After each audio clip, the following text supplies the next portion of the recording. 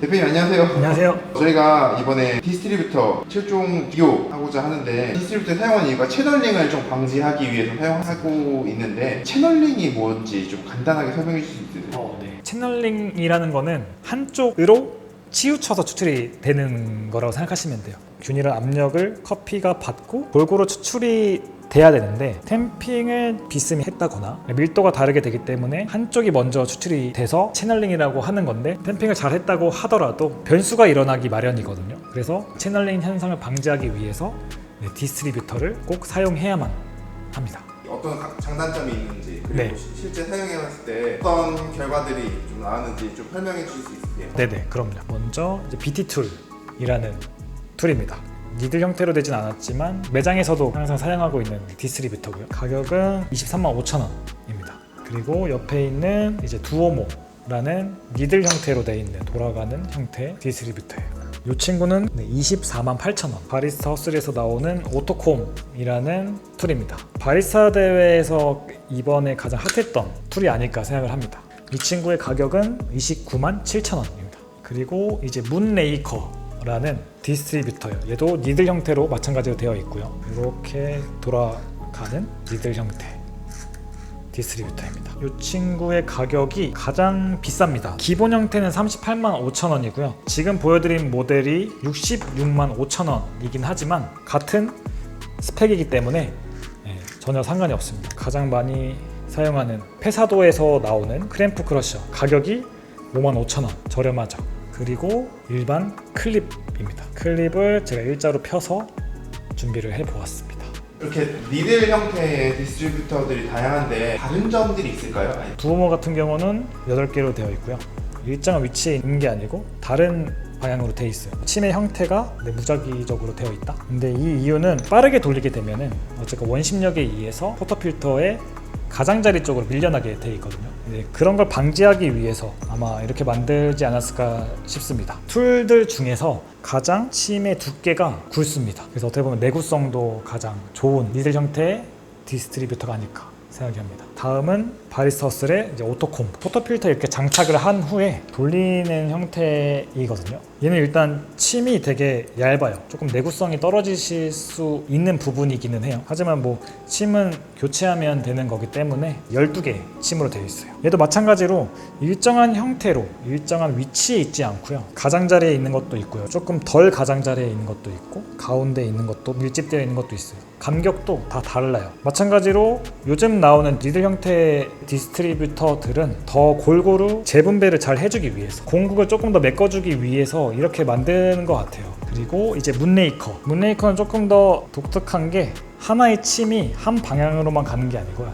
하나의 침이 한 번 더 원으로 돌면서 가게 돼요. 이렇게 한 번 더 침을 돌리다 보니까 파우더들의 공국을 가장 잘 메꿔주는 니들 형태의 디스트리뷰터입니다. 침의 두께는 얇아요. 두오모보다 훨씬 얇고요. 오토콤이랑 같습니다. 페사도에서 나온 크럼프 크래셔, 얘는 침의 두께는 두오모보다는 가늘지만 이 오토콤이랑 문레이커에 비해서는 살짝 두꺼운 편이에요. 사용하실 때는 포터필터에서 바로 도징이 되는 순간부터 천천히 돌려서 하셔도 되고요. 커피를 흘릴 수가 있거든요. 그래서 이런 도징링 같은 게 포터필터에 하나 장착을 하신 후에 크램프 크러셔로 돌려주시면 됩니다. 내구성도 좋은 편입니다. 클립을 가격으로 설명드리기엔 좀 그렇지만 가장 저렴하고요. 클립마다 뭐 두께가 다를 수도 있겠지만 지금 두께를 보면은 두오모랑 가장 비슷합니다. 거의 똑같아 보이기는 해요. 가장 실용적인 거는 두오모를 선택을 하겠습니다. 왜냐면은 오토콤 같은 경우는 포터필터 귀에 장착을 하시고 밀어서 잠가야 합니다. 그 다음에 누르고 돌리다 보니까 조금 더 손이 많이 가는 형태예요. 뺄 때는 반대로 빼고 이렇게 하시면 되고, 두오모 같은 경우는 올리고 넣고 돌리면 되다.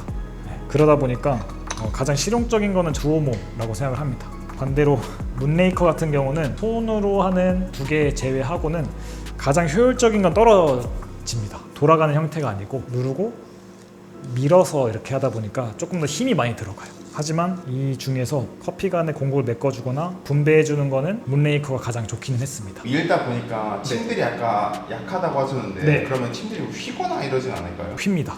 자주 바꿔줘야 돼요. 받침대가 같이 오는데 받침대 넣다 보니까 잘못해버리면 아예 망가질 수도 있어요, 침이. 그래서 조금 조심해서 놓으셔야 돼서 여기서부터 이미 효율이 떨어지긴 하죠. 하지만 내가 한 잔을 위해서 이런 거 감수하고 그런 문메이커가 좋지 않을까. 실제 추출을 한 번씩 해보면서 네. 맛이 어떻게 다른지 또 추출량이 어떻게 다른지 한번 비교를 해볼 수 있을까요? 네네, 그럼요. 테스트에 사용되는 커피는 저희 시너지 블렌드입니다. 콜롬비아와 에티오피아 두 가지로 블렌드가 되어 있습니다. 저는 20g을 담을 거고요. 먼저 바스켓은 VST 20g 리치리스 바스켓을 사용하도록 하겠습니다. 먼저 도징컵에 받고 재분배를 해준 뒤에 디스트리뷰터로 이 행위도 똑같이 반복하고 있어요. 저는 6번 정도를 하고 있거든요.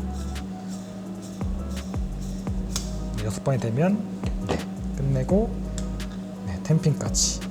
추출은 프리인퓨징 걸지 않을 거고요. 램프 다운도 걸지 않고 일정한 압력으로 쭉 가도록 하겠습니다. 저희 지금 세팅 압력은 약 8.5바 정도 돼요. 물의 온도는 93.5도입니다. 추출은 약 32에서 33g. 저희가 매장에서 사용하고 있는 디스트리뷰터입니다.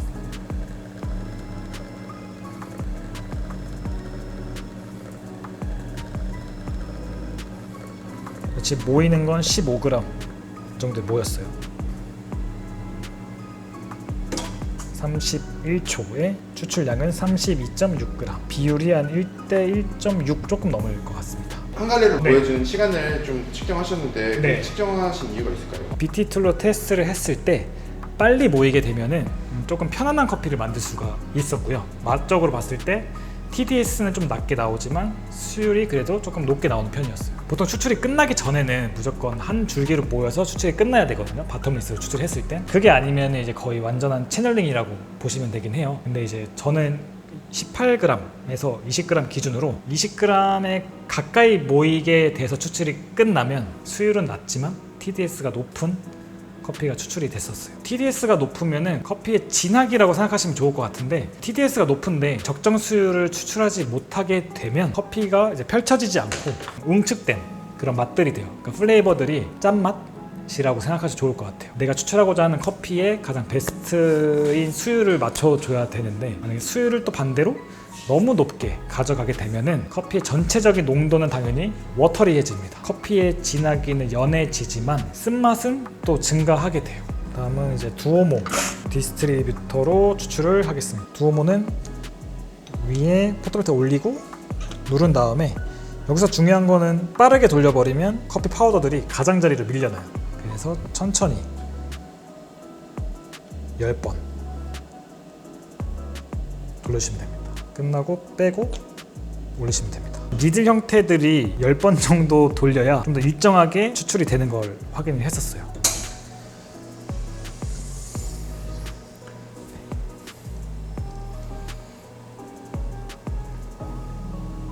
그러니까 BT2는 15g 정도에 모였습니다. 지금은 이미 10g 정도부터 모이는 걸 확인을 했습니다. 마찬가지로 32.6g, 추출 시간은 27초. 다음은 오토콤입니다. 귀에다가 걸고요. 그 다음에 왼손 밀어서 잠그면 됩니다. 그래야 빠지지가 않아요. 천천히 누르셔야 됩니다. 그럼 장착이 된 거예요. 그리고 이제 얘도 마찬가지로 너무 빠르게 돌리면 겉으로만 쌓이게 돼요. 그러면은 온도 손실이 일어나겠죠. 그래서 이렇게 하시면 돼요. 3, 4, 5, 6, 7, 8, 9, 10. 뺄 땐 다시 풀고 이렇게 빼시면 돼요.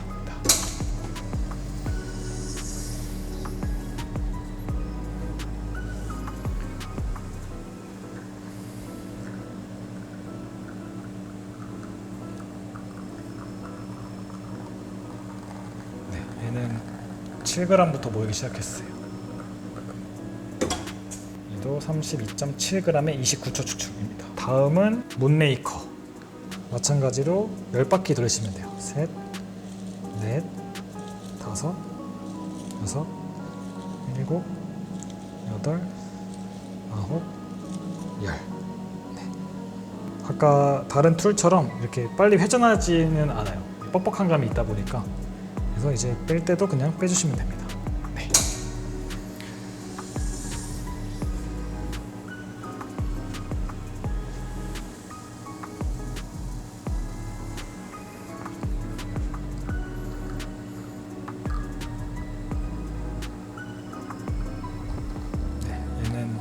6.5에서 7g부터 모였네요. 32.3g 정도. 근데 32초 추출이 됐습니다. 디스트리뷰터에 따라 추출 시간도 많이 달라지는 것을 확인을 할 수가 있습니다. 이제 크램프 크러셔 도징링을 올려두시고요.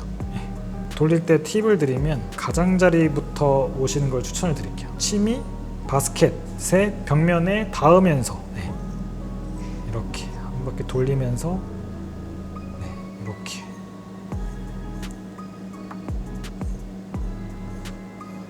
그다음에 이거 잠시만요.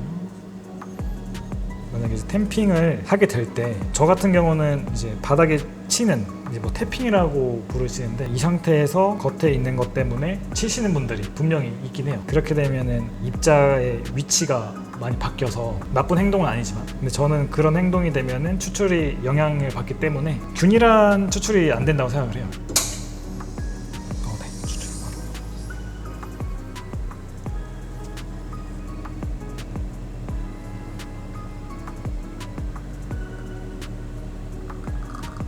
7-8g 정도에 모였어요. 32.3g에 28초 추출. 다음은 이제 클립입니다. 천천히 고르게 분배가 되도록 네.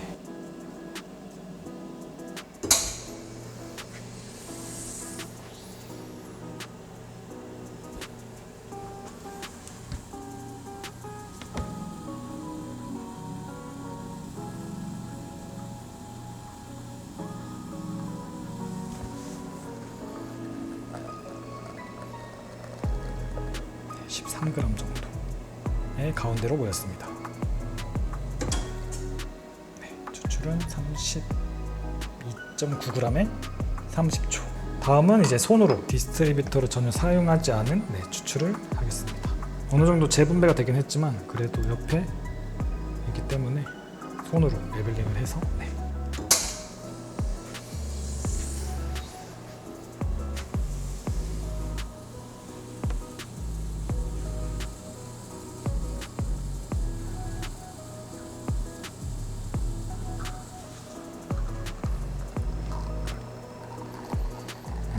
거의 8g 정도에 모였네요. 한 주기로 모인 건 8g 정도. 추출은 32초에 32.3g. 문레이커랑 비슷하긴 하네요. 그럼 우선 관능적으로 좀 네. 맛이 어떻게 다른지 한번 알려주시면 좋을 것 같아요. 제가 처음에 했던 BT2 먼저 제가 마셔보도록 하겠습니다.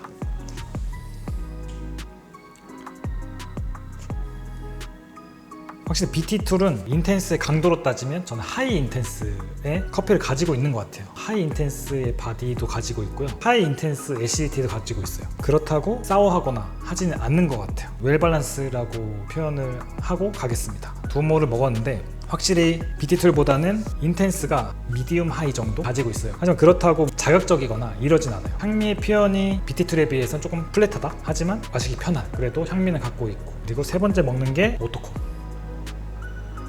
오토콤은 이 셋 중에서 가장 마시기 편하게 나왔어요. 커피가 가지고 있는 거를 잘 나열을 한 느낌이에요. 하지만 인텐스가 미디움 인텐스 정도 되는 것 같아요. 그리고 네 번째가 문레이커. 문레이커가 가장 추출 시간은 길었을 거예요. 미디움 하이 인텐스 정도의 농도감, 강도를 가지고 있고요. 애시디티도 미디움에서 미디움 하이 정도 갖고 있는데 단맛이 되게 잘 표현이 된 것 같아요. BT2를 제외하고 두오모, 오토콤이랑 비교했을 때 향미가 더 명확하게 표현이 되는 것 같아요. 그래서 저는 지금까지 먹었던 것 중에 일단은 문레이커가 가장 저의 시너지를 잘 표현해주지 않았나 그렇게 생각을 하고 있습니다. 신맛 뒤에 받쳐준 단맛이 후미까지 가져가 주는 게 되게 지금 좋은 것 같아요. 다섯 번째는 크럼프 크러셔.